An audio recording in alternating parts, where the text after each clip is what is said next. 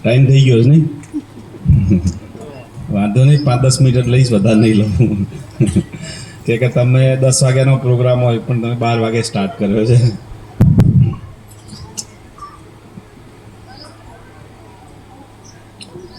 આરાધના બચત સહકારી મંડળી લિમિટેડ જે 1994થી ચાલે છે, 31 વર્ષ પૂરા થયા, 32મું વર્ષ ચાલુ છે. તો પહેલો પ્રશ્ન એ છે કે 32 વર્ષ ક્યારે થયા હોય?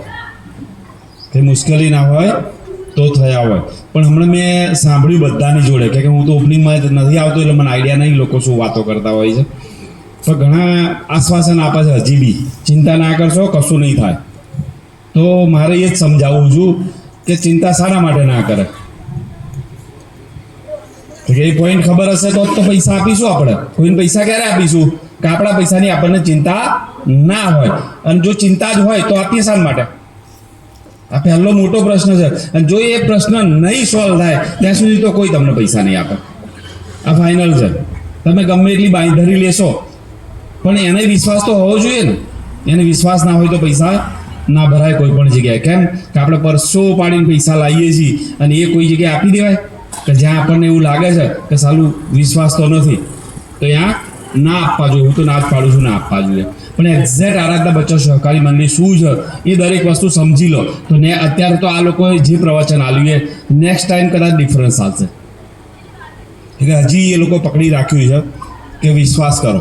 વિશ્વાસ કરવાની જરૂર નથી. શું પ્લાન છે ને એ સમજવાની જરૂર છે. એક્ઝેક્ટ શું પ્લાન છે આરાધના બચત સહકારી મંડળી લિમિટેડનો? તો આરાધના બચત સહકારી મંડળી લિમિટેડ ગવર્મેન્ટ અંડરટેકિંગ સંસ્થા છે. ગુજરાત ગવર્મેન્ટ ચલાવે છે, ગવર્મેન્ટ એનું ઓડિટ કરે છે, અને 31 વર્ષ પૂરા થયા છે અને 32મું વર્ષ ચાલે છે. 500 કરતાં વધારે બ્રાન્ચ આખા ગુજરાતની અંદર છે. આજે અહીંયા જેટલા પર્સન બેઠા છે એમાંથી કોઈ એવું છે કે જે બચત જ નહીં કરતા? બચત તો કરવી જ પડે છે. બેંકમાં જઈને કરીએ, પોસ્ટ ઓફિસમાં જઈને કરીએ, LICમાં કરીએ. કોઈ ના મળે તો હોલિંગ થા દાગીનાનું 1-2 વર્ષ વાળું ખોલાવી દેવાનું. તો બચત તો દરેક વ્યક્તિ કરે જ છે. કેમ કે નાણાંની જરૂર પડે ને ત્યારે લોકો આપણને કહેતા હોય જરૂર પડે રિંગ કરજો, પણ જરૂર પડે જો ફોન ઉપાડો તો આવું થાય છે. કેમ? જરૂર પડે તો કોઈ મળતું નહીં. તો દરેકને ખબર છે બચત તો કરવી પડશે. કેમ કે બાળકોનું હાયર એજ્યુકેશન આવી રહ્યું, દીકરીના લગ્ન આવી રહ્યા છે, તો એ ક્યાંથી પૂરા થશે? અને એવું નથી હોતું બચત ના કરી હોય તો પ્રસંગ નથી નીકળતા, નીકળી જ જાય છે. પણ બજારમાંથી કોઈના પૈસા લઈએ, એનું વ્યાજના ઘોડા જે દોડતા હોય છે એટલું આપણે દોડી શકીએ છીએ? એટલું નહીં દોડી શકતા. તો એ ટાઈમે આપણે મુશ્કેલી મૂકીએ છીએ અને લોકોનું વ્યાજ નથી પૂછતા. આપણે પૈસાની જરૂર પડે ત્યારે ગમે એટલા વ્યાજના લઈ લઈએ છીએ અને પછી એમાં ફરીએ છીએ. તો બચત કરી છે જીવનની અંદર તો ક્યાંય જવાની જરૂર નથી. તો આજે માર્કેટની અંદર કોઈ પણ જગ્યાએ તમે બચત કરો છો તો રિકરિંગ પોલિસી હોય ને એમાં 4% ઉપર વ્યાજ નથી, અને FD હોય એમાં 6-7% ઉપર નથી. જ્યારે આરાધનાની અંદર રિકરિંગ 8 વર્ષનું સૌથી વધારે, દરેકે 8 વર્ષ જ ખોલેલું, એમાં 8% વ્યાજ, એટલે માર્કેટ કરતાં ડબલ. તો રોકાણ કરવું જોઈએ કે નહીં? તો પહેલો પોઈન્ટ એ થયો કે ભાઈ આટલું સરસ વ્યાજ હોય તો મારે રોકાણ કરવું જોઈએ. અને FDમાં માર્કેટમાં 6-7% મળે છે, આપણે 12% લઈએ છીએ, તો એ બી બહુ સરસ છે. હવે એની સિવાય બીજો શું પોઈન્ટ છે કે ભાઈ હું પોસ્ટ ઓફિસમાં, બેંકમાં, LICમાં તો રોકું જ છું. પણ સપોઝ તમે દર મહિને કોઈ પણ જગ્યાએ પૈસા રોકવાનું ચાલુ કર્યા, જેટલી બી રકમ થઈ, તમે એનાથી વધારે માંગશો તો કોઈ આપશે?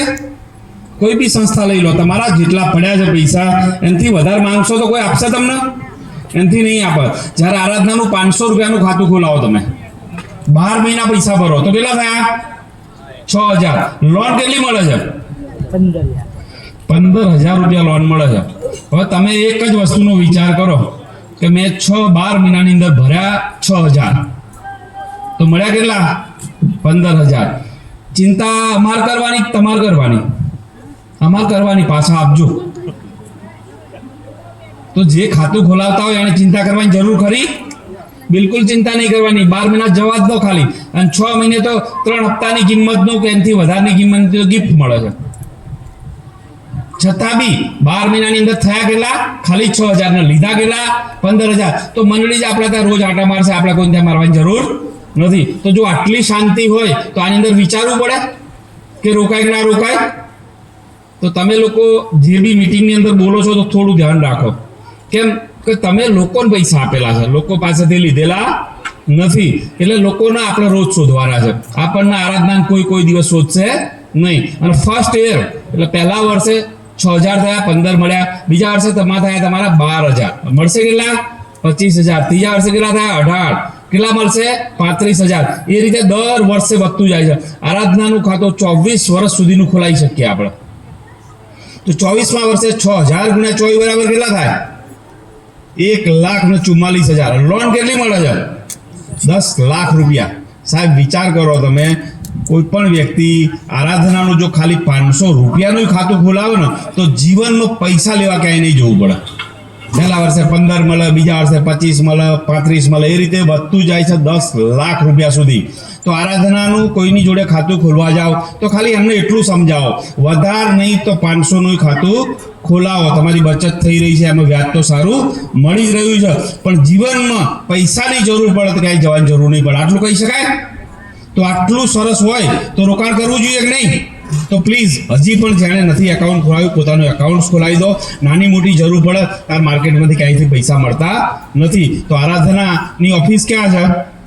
તમે જ્યાં રહો છો ને એની નજીકમાં જ છે, એ જ સોસાયટીમાં છે, એક ફળિયામાં છે ને એ જ ગામમાં છે. તો ખાતું હોવું જોઈએ કે નહીં? હવે તમારી નજીકમાં જે પણ બ્રાન્ચ મેનેજર છે ને એ કોણ છે? તમારા ગામના જ છે, તમારા ફળિયાના જ છે. તો કોઈ માણસ એવો ખરો પોતાના ગામમાં ખોટું કરે? એને રવાન નથી.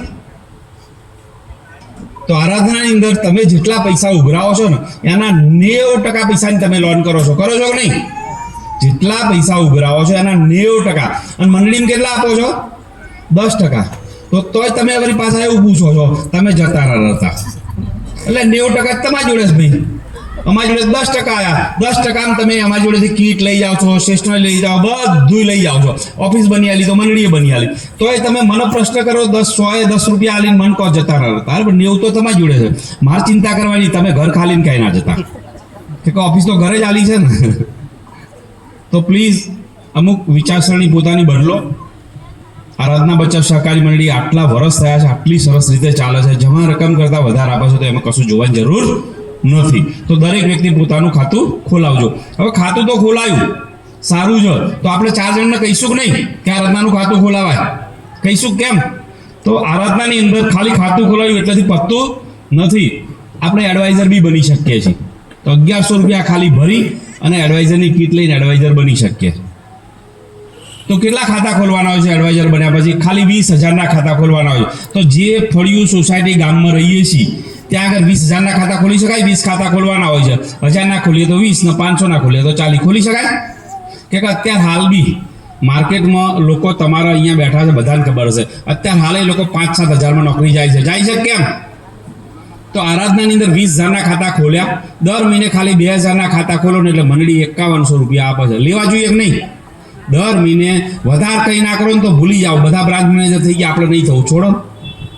20,000ના ખાતા કરીને દર મહિને 2,000ના નવા ખાતા કરીએ તો 5100 લેવાય?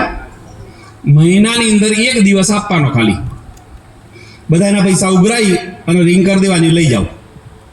તો 5100 મળતા હોય લેવા જોઈએ કે નહીં?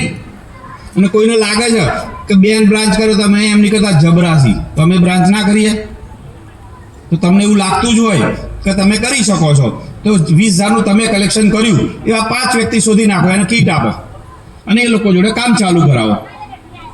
5 ખાલી એજન્ટ મૂકો, તમે જેવું કામ કરો છો એવું કોઈ જોડે કરાવો. કે કંઈ આમાં લોકો પૂછે જ છે ને તમને કે નોકરી હોય તો આપો, જોબ હોય તો આપો, પાર્ટ ટાઈમ કંઈક કામ આપો, ઘરેથી કંઈ કરીએ એવું આપો. તો આરાધનાનું કામ કરવા માટે સોસાયટીની ઘરની બહાર જવાની જરૂર ખરી? મેં એવું ક્યાંય કહ્યું તમને કે તમે ઘરથી અહીંયા જવું પડશે, અહીંયા જવું પડશે? આરાધનાનું કામ કરવા માટે સોસાયટીની ફળિયાની બહાર જવાની જરૂર નથી. તો કરવું જોઈએ કે નહીં?